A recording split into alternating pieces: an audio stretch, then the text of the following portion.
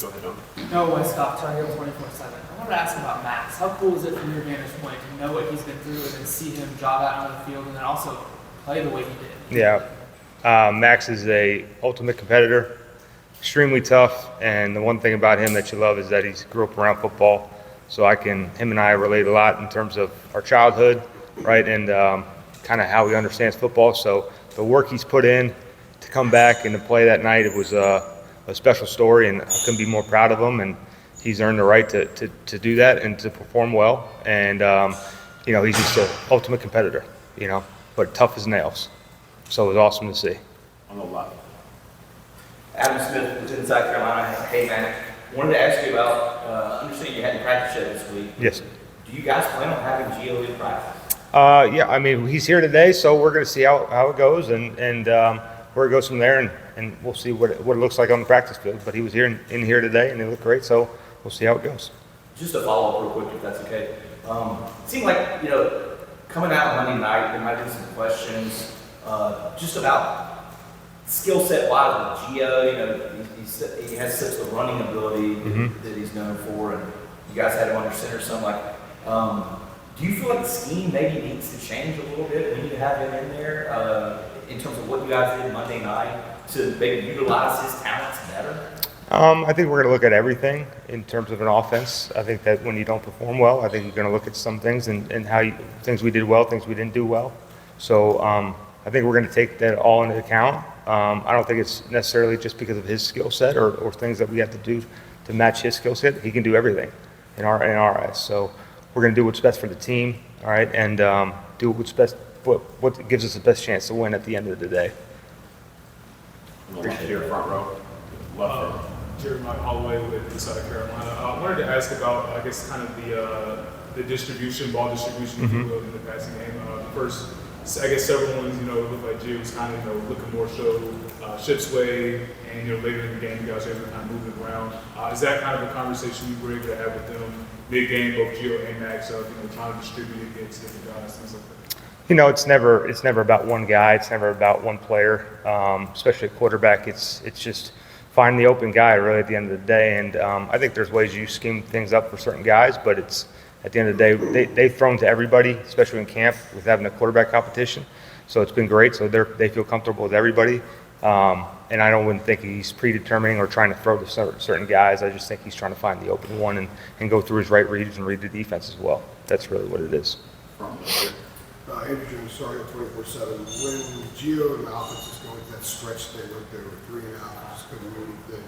After having success in the first drive, what are the conversations like with a new guy just arrived a couple of months ago and maybe sort of bring him down a little bit and maybe amped about maybe some of the Yeah, I mean, I think it's the first game of the year, so whether he's new or not, it's always going to have those jitters, and when you perform well in the first drive, it's the next play mentality. So whatever happened in the past, good or bad, you got to move on to the next one and focus on the next play. So you're constantly trying to make sure those guys are on the same page and focus on what's going to happen on the next series.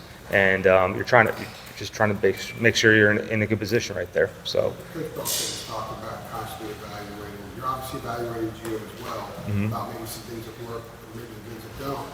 There were a couple things that maybe you thought would work a lot better that maybe now that you've seen against another opponent, you're not so sure, and you have to kind of go back and maybe tweak how you do that, or just toss it out? No, I think it's so early in the year that you're just still trying to figure out who you are as an offense and what your identity is. So, again, it just goes back to things we do well and things we don't do well, and it starts with take care of the football, and that's what's the most important thing about this program is putting this team in the best position to win, and that's what our job is at quarterback. So those are the things that we're going to be constantly evaluating and try to improve on those and make sure that those don't happen again. And the scheme-wise of it, we're going to do whatever it takes to win the game. So if that's run the ball, throw the ball, be in a certain group, we're going to do whatever it is. And if it doesn't work, then we got to evaluate that and go back to the drawing boards.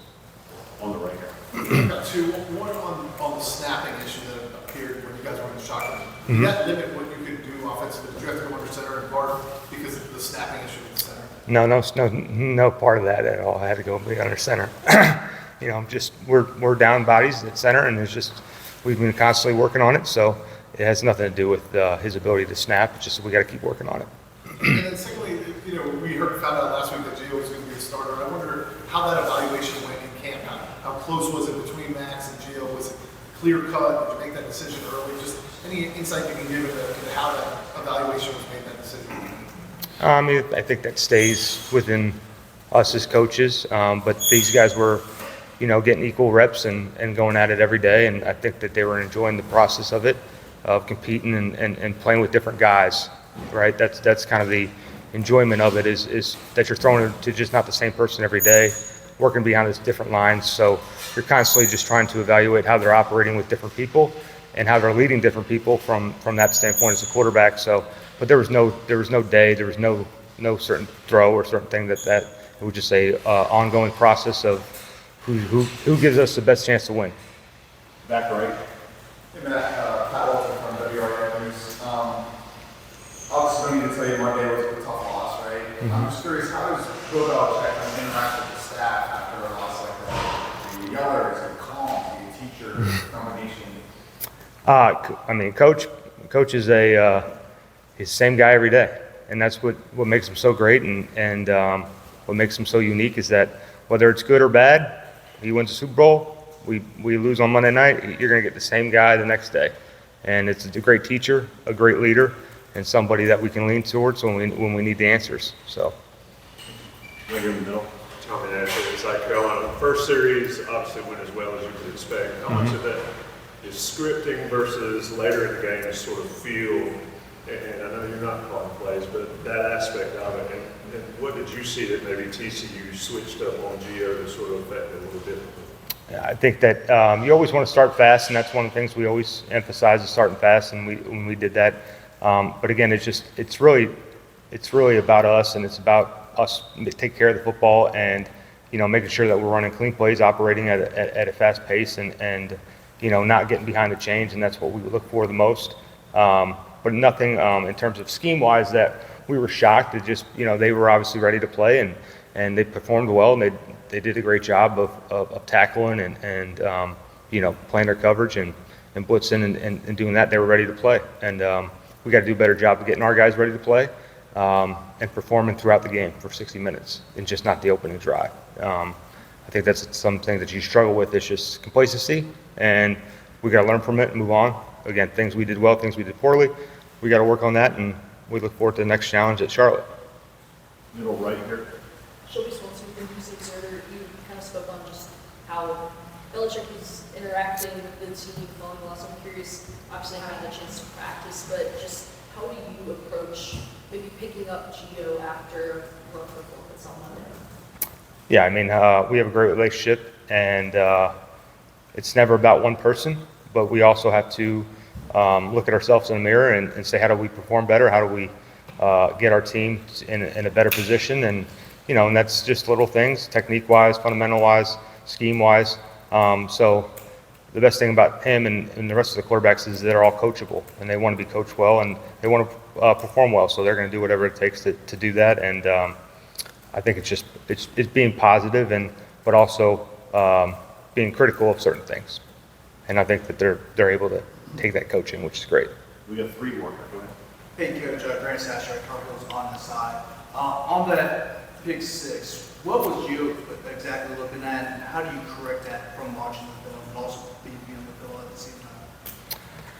Yeah, I mean, there's a lot of things that go into football. There's 11 guys, and just not all one person. I think he would love to have it throw back.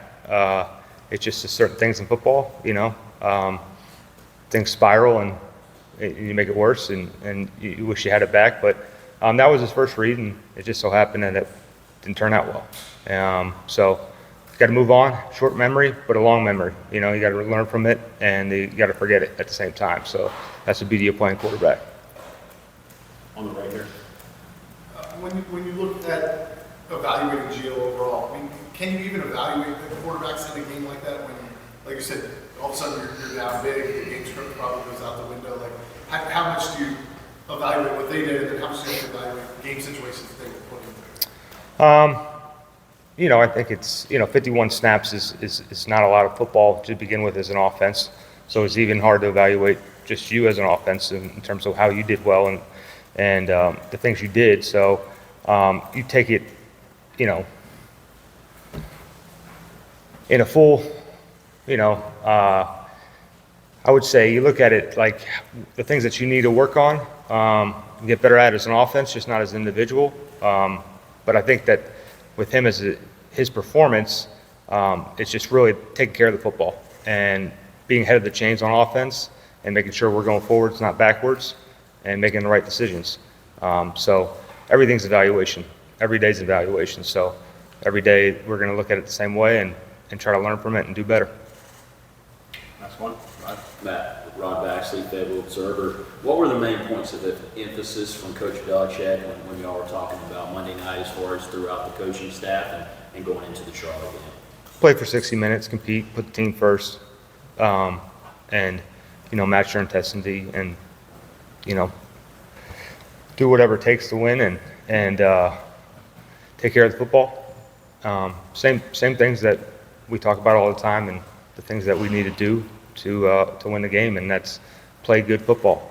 And unfortunately, we didn't do well enough, and they did a great job of it. So look to the next challenge at Charlotte this upcoming week. Thank you, guys. Appreciate it. Thanks, Matt.